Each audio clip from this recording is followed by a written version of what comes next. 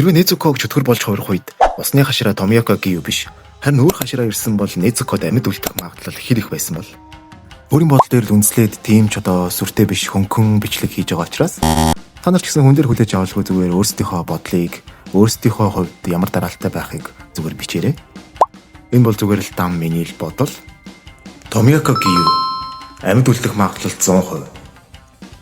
Мэдээж үндсэн зохиол дээр Томиоко Гию ирээд Незуко амьд үлддэг. Тэгэхээр 100% гэж үзье.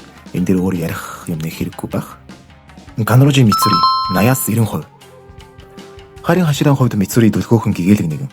Тийм учраас ярилцвал ойлголцож болохоор хашираа гэж бодож байна.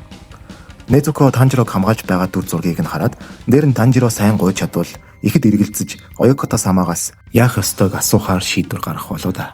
Хэдий чөтгөр болсон ч дүүгээ хамгаалж байгаа Танжирог хараад гайхалтай Догима гэх мэтчлэн нүрээ улаалгасан царай гарах байх тийм дүр зураг толгойд бууж байна. Шинобу Кочо амьд үлдэх магадлал 50%. Шинобу бол чөтгөрийн ангуучид тэр дундаа хашираа нар дундаач чөтгөрийн толгойг цавчиж чаддаггүй ганц хашираа. Тийм болохоор юуны өмнө Незуког цавчсан ч тэр дөрөө толгойн тасараа давралгүй шууд өхөл болохгүй байх. Мэдээж Шинобугийн тавчилтыг авбал хордно. Гэхдээ Незукогийн цус онцгой болохоор дээр нэмээд гол дүрийн бап аваад ер нь л өөхөх хүртэл нэлээд хугацаа орох болно. Өөрөө хорцсон байлаач Танжирог хамгаалах гэж оролдож буй Незуког хараад нэр нь Танжирогийн яриаг сонсоод Незуког амьд үлдээж судлах шийдвэр гаргаж магадгүй. Энэ тохиолдолд хорны эсрэг ер нь өгч Незуког амьд үлдээх магадлал бага зэрэг бий гэж бодож байна. Шинобу инээмсэглийнхаа ард чөтгөрүүдийг маш ихээр үзэн яддаг, уур хилэн агуулдаг болохоор яаж ч магадгүй л дээ. Яаж ч Шинобу гэхдээ ярилцлагүйгээр шууд дайрах хүн биш. Гию Танжиро Незуко хоёрыг хамгаалахад Шинобу яагаад чөтгөрийг хамгаалж байгаа юм бэ гэд нэлээд олон асуудаг штеп. Нэгэд Томиоко юу ч хэлэхгүй болохоор ялч чарахгүй уурладаг. Харин одоо Танжиро бүр өөхөх шахам гуйж байгаа болохоор яриаг нь бол сонсон тодорхой. Ренгоку Кёжиро амьд үлдээх магадлал 40%. Эхний ээлжинд галын амьсгалын хэлбэрээр шууд дайраад ирвэл Танжирод Незуког хамгаалж болтгуулах боломж олдохгүй байх. Мөн Ренгоку бол Гию Шинобу Мицури 3-аас ялгаатай нь илүү даалгавартай үнэнч нэгэн. Огт яриа ойлгохгүй хүн биш ч гэлээ яриаг хурдан дуусгах магадaltaй. Хэрвээ яриаг нь сонсоод дээр нь ахыгаа хамгаалах Незуког харвал Ренгоку өөрөө ч гэсэн сайн ах учир ах дүүгийн энэ холбоонд сэтгэл нь хувирч магадгүй. Хэрвээ Незуког амьд үлдээх юм бол Танжирог өөрөө сургаж галын амьсгалыг заах байсан байх. Ингэх юм бол Танжиро нарны амьсгалыг ашиглах хүртлээр галын амьсгалаар тулдна гэсэн үг. Магадгүй усны амьсгалаас илүү галын амьсгал Танжирод тохирох байсан байх. Нижима Гёмэй амьд үлдээх магадлал 15%. Мөн л яриа огт сонсохгүй хүн бол биш. Танжиро сайдраг гуйлж тайлбарлал боломж олдох найдвар бол жоохон бий.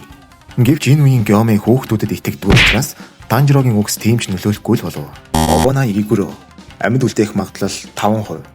Айдаа ер нь л алуулна дөө гэхгүй. Обонай Мицуригийн нөлөөгөөр л зөөлрч магадгүй. Гэхдээ туслах хүн байхгүй энэ нөхцөлд бол Незукогийн Танжирог хамгаалж чадах магадлал ер нь л маш бага да. Танжиро манад хүн идэггүй, хүн идэхгүй, ямар ч муу зүйл хийхгүй гэл Игүроч би итгэхгүй байна гэл тэмхүү дүр зураг л орж ирж байна да. Дууны хашираа үзүй тэнгийн амьд үлдээх магадлал 1%. Юуны өмнө чөтгөр хүнлүү дайрж байгаа энэ нөхцөлд Үзүй тэнгийн Танжирог мэдэрч хамгаалж амжихаас ч өмнө Незукогийн толгойг тасдах магадлалтай. Яг гэвэл тэр бол хамгийн хурдан хашираа шүү дээ.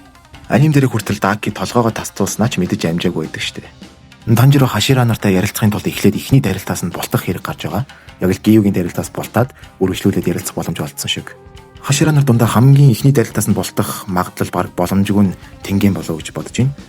Хэдий дарилтаас нь бултаж чадсан байлаач Шинобигийн хуваар өссөн тэнгинд Толкнож цууч үйлчлэхгүй л болов. Салхины хашираа Санами Шиназугава амьд үлдээх магадлал 0.5%. Өнгөрснөөсөө болоод Санами чөтгөрийг үзэн ядахын дээдээр үзэн яддаг. Мөн үндсэн түүхтэр ч хашираа нар дундаас хамгийн Незуког хүлэн зөвшөөрдөг нь Санами байсан шүү дээ.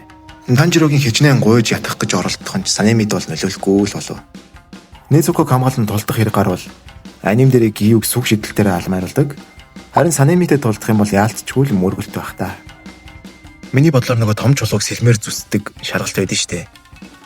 Тэрэн дээр баг Танжиро мөргсөн бол хангалттай бодлого байсан баг. Заюутаж Санамигаас амьд гарах өчүүхэн жоохон найдвар байгаа бол Незуко Танжирог хамгаалж байгаа үзэгдэл юм уу да. Тэгсэн Санамигийн хувьд энэ бүрч уурыг нь хүргэх үзэгдэл байж мэднэ. Ягаад гэвэл ээж нь чөтгөр болоод дайрахад Санами өөрийн гараар алсан штэ.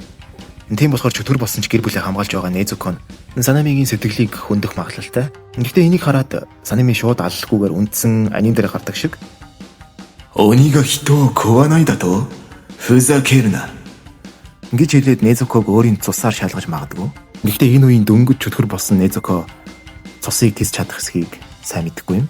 Тис чадах юм бол амьд үлдэх хүчүүхэн найдвар гарч ирж магадгүй. Гэтэл Санамич бараг цааш нь харуулах бах та.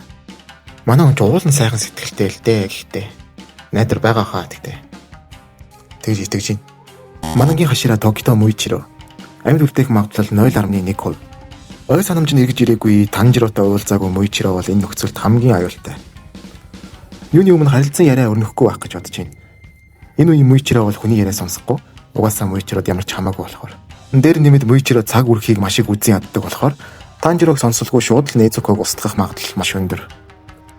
Дээр нэмэд ихний дарилтаас нь болтгож маш хэцүү. За миний бодлоор нэг иймэрхүү л байна.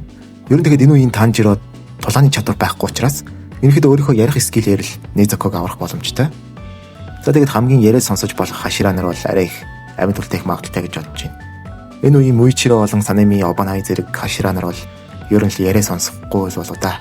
За та нар юу гэж бодож байна? Өөрсдийнхөө хувьд ямар хашира, ямар үйлдэл гаргах байсан талаар сонирхолтой бичээрэй. За тэгээд дараагийн бичлэгээр уулзлаа баяртай. Нэрээ subscribe дарахаа бити мартаарай.